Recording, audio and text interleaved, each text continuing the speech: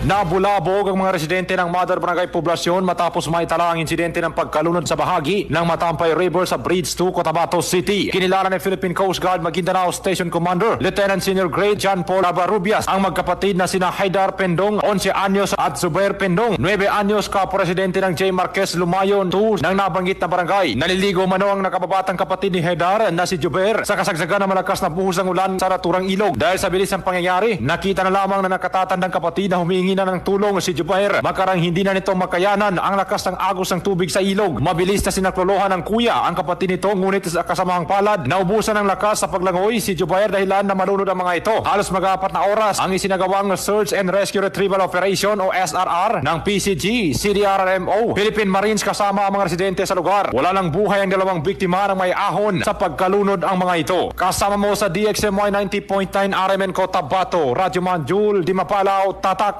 RMN.